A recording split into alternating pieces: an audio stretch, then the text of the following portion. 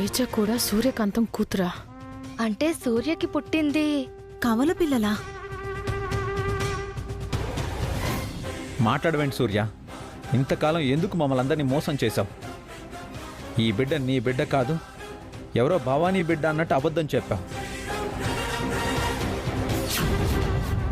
దానికి కారణం తేజ సూర్య కూతురని తెలిస్తే నువ్వెక్కడ తీసుకెళ్ళిపోయి తనకి దూరం చేస్తావేమోనని భయం రా. అంటే తేజ సూర్య కూతురే అన్న విషయం నీకు ముందే తెలుసా నాన్న? తెలుసమ్మా.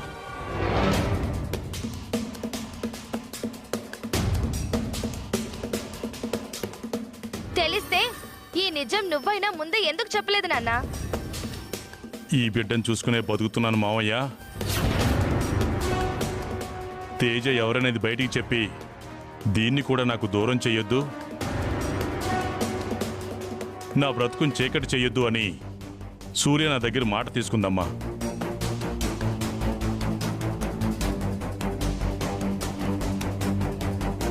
అందుకే తేజాని నువ్వు నా మనవరాలు లాంటిదనమ్మా అని దగ్గర తీసుకున్నానమ్మా. నువ్వు నా మనవరాలవని, నేను నీకు తాతనని నేను చెప్పలేకపోయానమ్మా.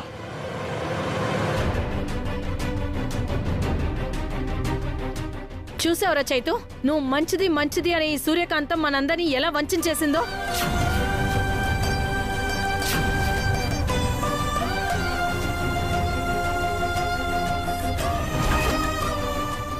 కన్న బిడ్డ గురించి కన్న తండ్రి కూడా తెలియకుండా చేసే నువ్వు మహా ఇల్లాలివి.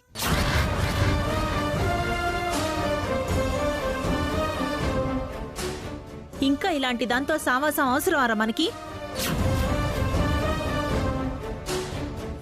ఇదెలాంటిదో తెలుసు కాబట్టి మొదట్నుంచి తనని మేం ద్వేషిస్తూనే ఉన్నాం. నీకు దూరంగా ఉంచాలని ప్రయత్నిస్తూ వచ్చాం. నేనెవ్వరినీ మోసం చేయాలనుకోలేదు. నాలో ఉన్న భయంతో మిమ్మల్ని దూరం చేశాను. నా అత్తింటికి నన్ను దూరం చేశారు. ఆఖరికి నా కడుపున పుట్టిన బిడ్డకి కూడా దూరం చేస్తారేమోనన్న భయంతో తేజ భవాని కూతురని అబద్ధం చెప్పాను.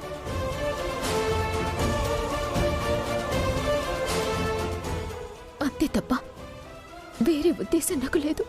నీ ఉద్దేశాలతో ఇక్కడ ఎవరికి పనిలేదు. తేజ మా తమ్ముడి రక్తం అని తెలిసింది కాబట్టి ఇక నుంచి తేజ ఇక్కడే ఉంటుంది.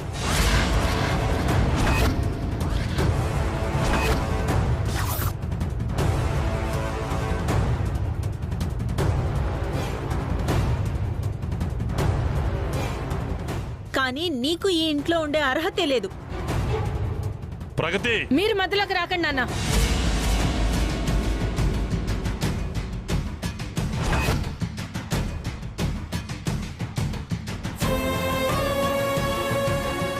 అయిన వాళ్ళని కాదని కట్టుకున్న వాడిని కూడా మోసం చేసిన ఇలాంటిది మన ఇంట్లో ఉండడానికి వీల్లేదు. మనతో ఉండడానికి అర్హతే లేదు. చైతు, సూర్య ఇక్కడ ఉండకూడదు. ఇది నా నిర్ణయం. నీ నిర్ణయం ఏంటో చెప్పు.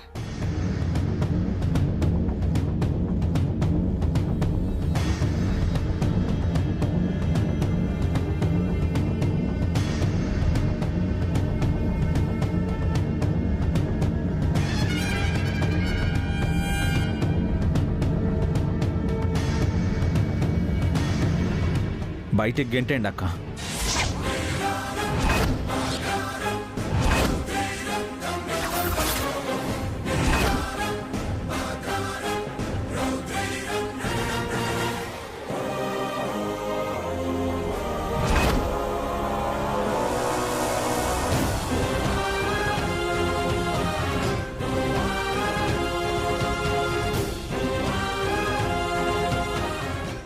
వెళ్తావా మెడ పట్టుకుని బయటికి గెంటమంటావా? వదినా, నా మాట వినండి. ఇంకా ఏంటి నీ మాటలు వినేది? పోయి ఇక్కడి నుంచి. అలాగే వెళ్ళిపోతాను, కానీ నా కూతుర్ని మాత్రం నాకు ఇచ్చేసేయండి. కుదరదు.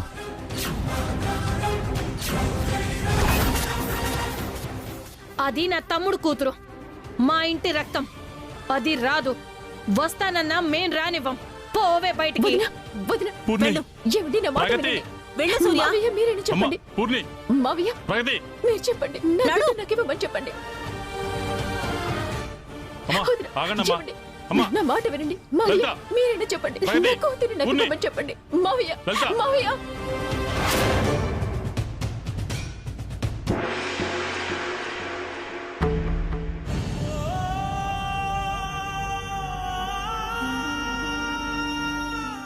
ఏమైందిరా? రిపోర్ట్స్ చూస్తూ అలా ఉండిపోయావు. ఏముంది అందులో?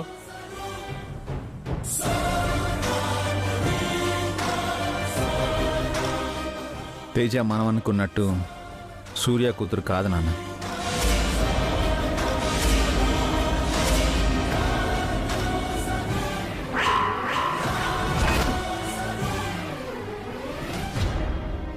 తేజ సూర్య కూతురు కాకపోవడం ఏంటి?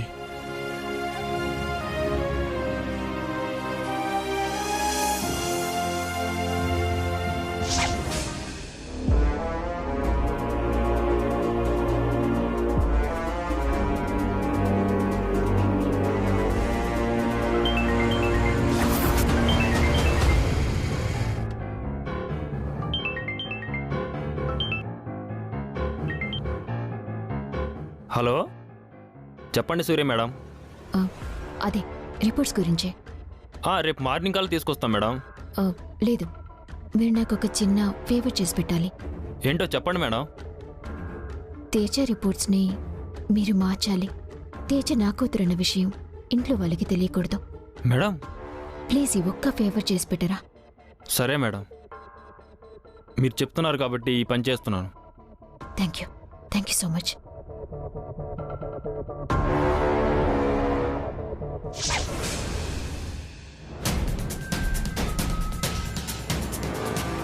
అయితే తేజ నీ కూతురు కాదన్నమాట.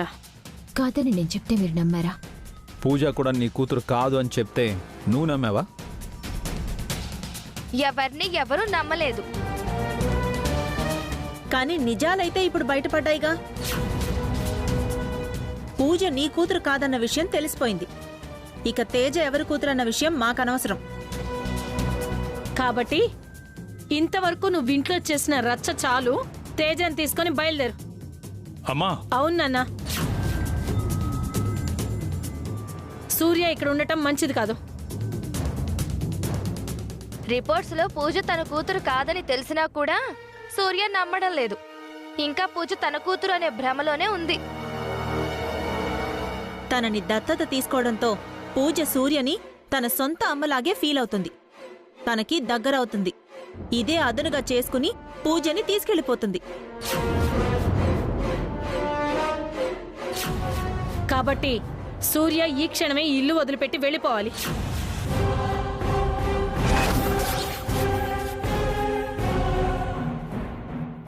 వెళ్తావా, పంపించమంటావా?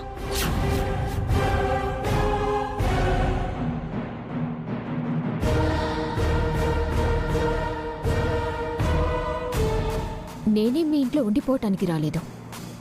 ఆపదలో ఉన్నా కాపాడమని నా ఇంటి గడప తొక్కితే వచ్చాను.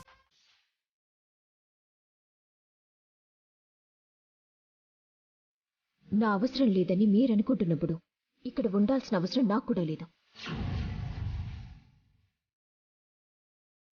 తేజ,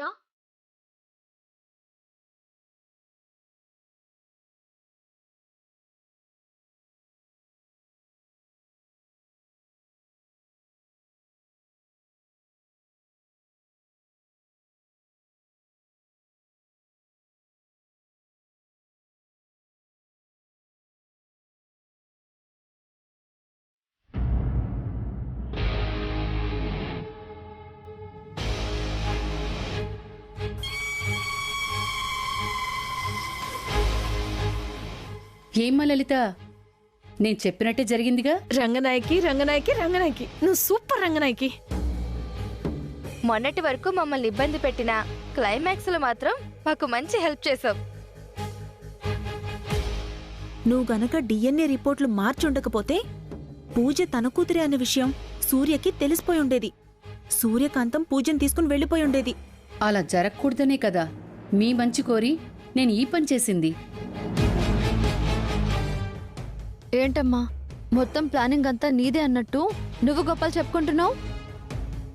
డిఎన్ఏ రిపోర్ట్స్ తెచ్చిన వాళ్ళని మేనేజ్ చేసింది నేను. ఆ విషయం చెప్పవేంటి? ఎవరు చేస్తే ఏంటి, మన ముగ్గురం కలిసి లలితకి హెల్ప్ చేయగలిగాం, అది చాలదా? మొత్తానికి ఆ సూర్యకాంతం పీడ విరగడైపోయినట్టే. అలా అని ఓ సంబరపడిపోకండి. పూజ తన కూతురు కాదని డిఎన్ఏ రిపోర్ట్స్ మార్చి మనం మేనేజ్ చేశాం. కానీ సూర్యకైతే పూజ తన కూతురన్న డౌట్ అలాగే ఉంది. అవును, సూర్య అసలే పోలీస్ ఆఫీసర్. డిఎన్ఏ రిపోర్ట్లో ఏదైనా తేడా జరిగిందని తెలిసిందంటే మనందరికీ బ్యాండ్ బాజా బారాతే. మీ అందరి మొహాల మీద ఉమ్మేసి దొరికితే మీ ముగ్గురిని కుమ్మేసి మా ముగ్గురిని కూడా ఎడాపెడా వాయించేసి పూజను తీసుకుని వెళ్ళిపోతుంది. ఆహా, అలా జరగకూడదు. అలా జరగకూడదు అంటే సూర్యకాంతానికి నిజం తెలియకూడదు. తెలియకూడదు అంటే సూర్యకాంతం డిఎస్పీ పోస్ట్లో ఉండకూడదు. అవును, ఆ సూర్యకాంతానికి బలమే ఆ పోలీస్ ఉద్యోగం. ఆ బలాన్ని గనుక మనం తీసేస్తే అప్పుడు కుక్కిన పెన్ల పడుంటుంది. కానీ సూర్యకాంతం ఉద్యోగం ఎలా పోతుంది? పూజా పాపను సూర్య కిడ్నాప్ చేసిందనుకో, ఆ వంకతో తన ఉద్యోగానికి ఎసరు పెట్టొచ్చు. సూర్య పూజను ఎందుకు కిడ్నాప్ చేస్తుంది? తాను చెయ్యదు. తను చేసిందని మనం రుజువు చేస్తాం. మీరేమంటున్నారో మాకేం అర్థం కావడం లేదు. చాలా సింపుల్. సూర్య ఇంట్లోంచి వెళ్ళేటప్పుడు పూజకేమైనా తినిపించిందా? ఇడ్లీ తినిపించింది. అయితే మీరెళ్ళి పూజ పాపకి మత్తిచ్చి బయటికి తీసుకొచ్చి మాకు అప్పగించండి. దాన్ని తీసుకెళ్లి సూర్య ఇంట్లో పెడతాం. అప్పుడు మీ ఇంటి నుండి సూర్య వెళ్ళిపోయినట్టే వెళ్ళిపోయి పూజ తన కూతురు అన్న నమ్మకంతో ఎత్తుకుపోయిందని గొడవ పెడతాం. సూర్య మీద కిడ్నాప్ కేసు పెడదాం, దాని ఉద్యోగం ఊడగొడదాం, అంతే. సరే అయితే ఇప్పుడే పూజకి మత్తుమందు పెట్టి తీసుకొస్తాం, పదండి.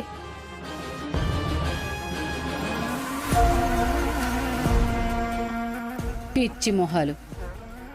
గొర్రె కసాయివాణ్ణి నమ్మినట్టు వీళ్ళు మనల్ని నమ్ముతున్నారు. గొర్రెలు కాబట్టి.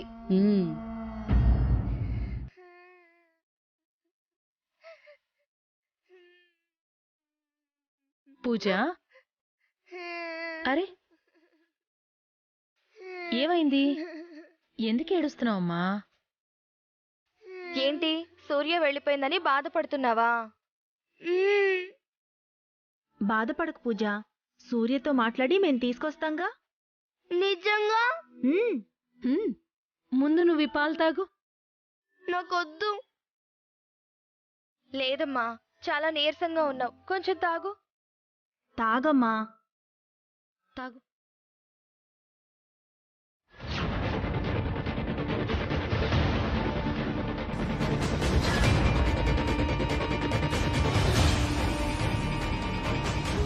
అత్తయ్య, ఏంటిలా ఉన్నాయి? కళ్ళు తిరుగుతున్నాయి. అమ్మా పూజ, ఏం కాదమ్మా.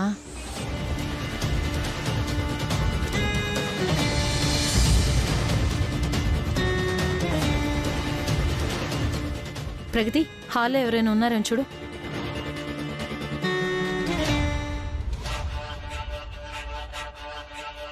అక్క, హాల్లో ఎవరూ లేరు, పదండి. త్వరగా తీసుకెళ్ళాం, పదండి. పదండి, పద పద.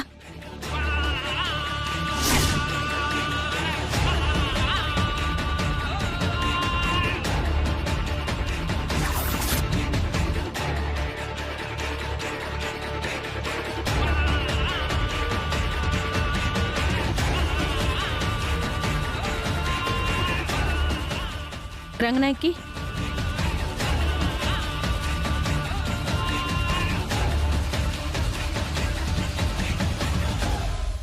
పూజ జాగ్రత్త. మన టార్గెట్ సూర్యకాంతం కదండి, పూజకేం కాదులే. సూర్య పాపకి ఎలాంటి ఇబ్బంది లేకుండా మేం చూసుకుంటాం. మేం సూర్య ఇంటికి చేరుకోగానే మీకు ఫోన్ చేస్తాం. అప్పుడు మీరు చేయాల్సిన పని మీరు చెయ్యండి.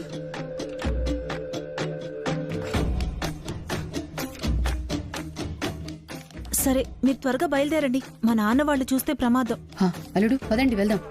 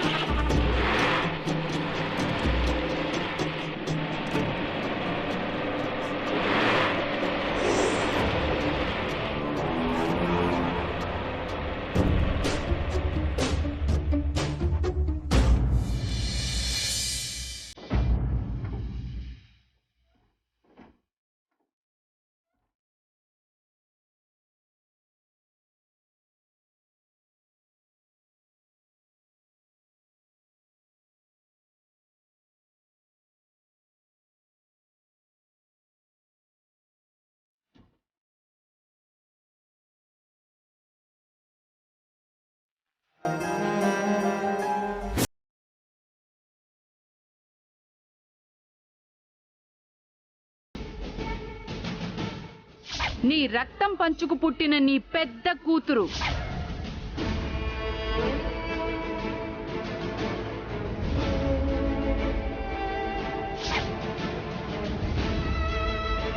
పూజ నీ కూతురు అని చెప్పి ఎవరో చెప్పిన మాటలు నమ్మి మమ్మల్ని అవమానించావు. ఇప్పుడేమైంది? ఇప్పటికైనా పూజ నీ కూతురు కాదని నమ్ముతావా? లేదా, ఇప్పటికీ పూజ నా కూతురే అని నా మనసు చెప్తోంది. మమ్మల్ని వేధించమని, ఏడిపించమని నీ మనసు ఎప్పుడూ చెప్తూనే ఉంటుంది. ఇంతవరకు నువ్వు ఇంట్లో చేసిన రచ్చ చాలు. తేజని తీసుకొని బయలుదేరు.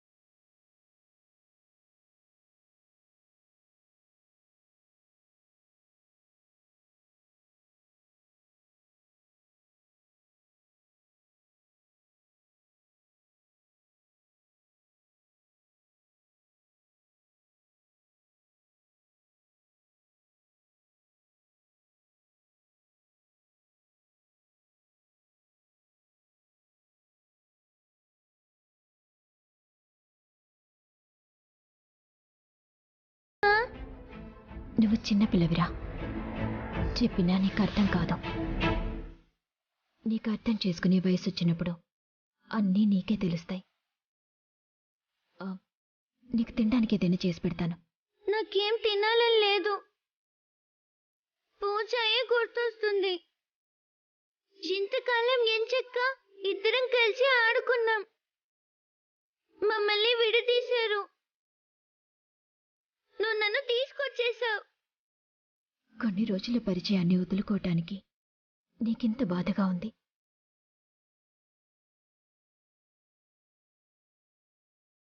ఆ ఇంటితోనూ, ఆ ఇంట్లో మనుషులతోనూ ఎన్నో ఏళ్ల అనుబంధం ఉంది నాకు. ఆ బాధ నేను ఎవరితో చెప్పుకోవాలి?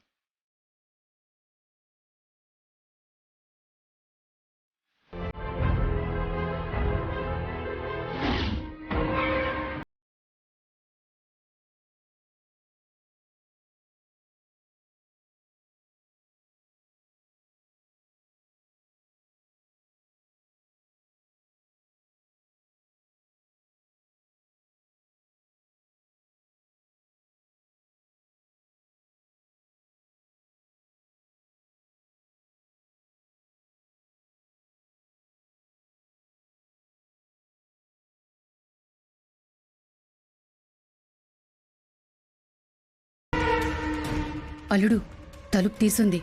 ఈ పాపం లోపలికెలా తీసుకెళ్ళాలి? తలుపు కొడితే సూర్య తీస్తుంది కదా. మన తాట తీస్తుంది. ఓ